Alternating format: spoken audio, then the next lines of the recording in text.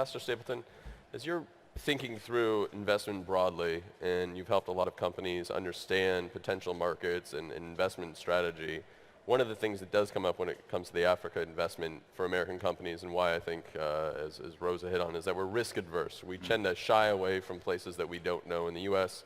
traditionally doesn't have an investment model towards Africa. We looked, towards Europe, and now we have this pivot towards Asia.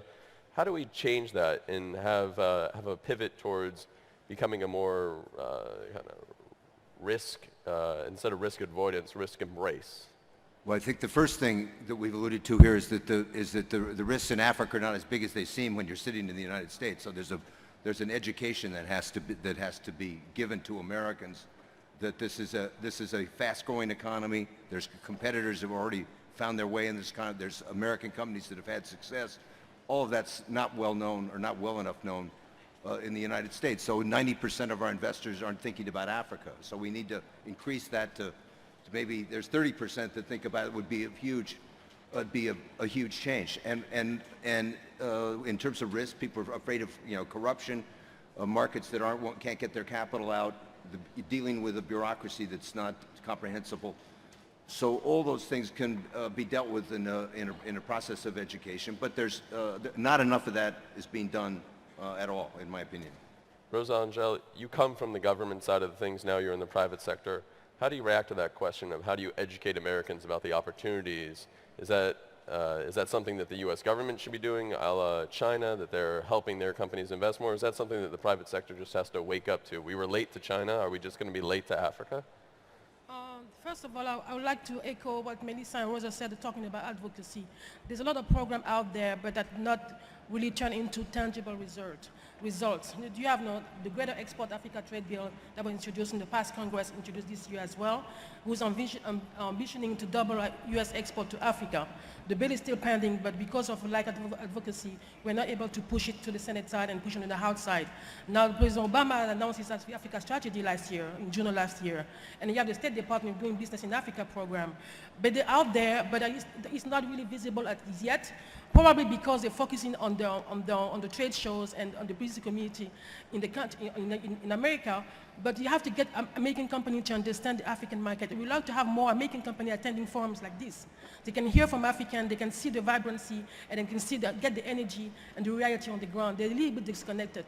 I understand they're doing business in Africa. They're all going to be focusing on getting ambassadors to come to the U.S. to talk to the manufacturers. But it's not going to be that effective. You have to go to the market, do what other countries are doing.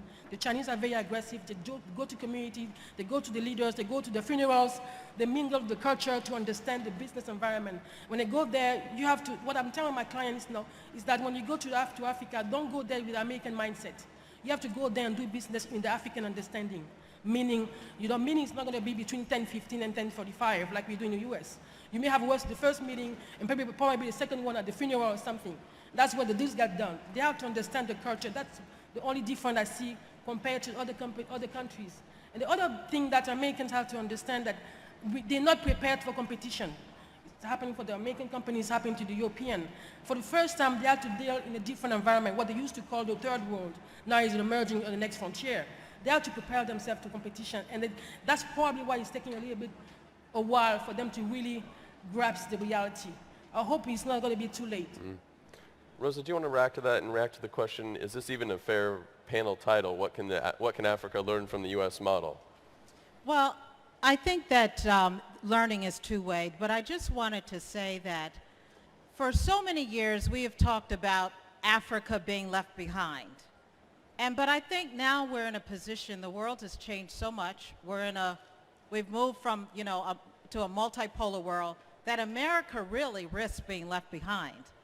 Because, as you may know, Scott, I was called up to brief Congress about some 6 weeks ago in Africa.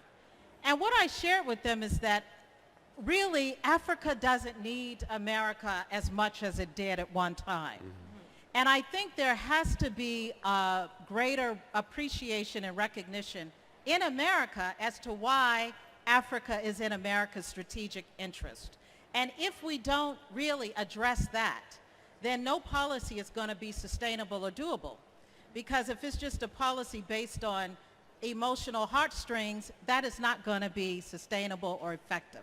And so what I shared with the Congress is that Africa really represents the global swing vote. Proportionally, Africa represents the largest block of countries in the United Nations and the World Trade Organization. And there are all these transnational threats that, you know, you cannot move a global agenda without Africa. And Africans are unifying in a way that I've never seen them unify before. I'm so pleased to see the Honorable Foreign Minister from Rwanda, who's active on the Security Council. The whole dynamic has changed. America needs Africa now. And so I think that we have to start with that understanding that Africa is in our strategic interest. Africa represents the global swing vote. So even if we have interests that are not in Africa per se, it's going to be very difficult to move a global agenda without Africa. And I also think that there are some things in terms of Africa's innovation that we can learn. The kind of innovation that's going on in Africa is incredible, especially when you consider that only 0.03% of Africa's broad GDP is going to research and development.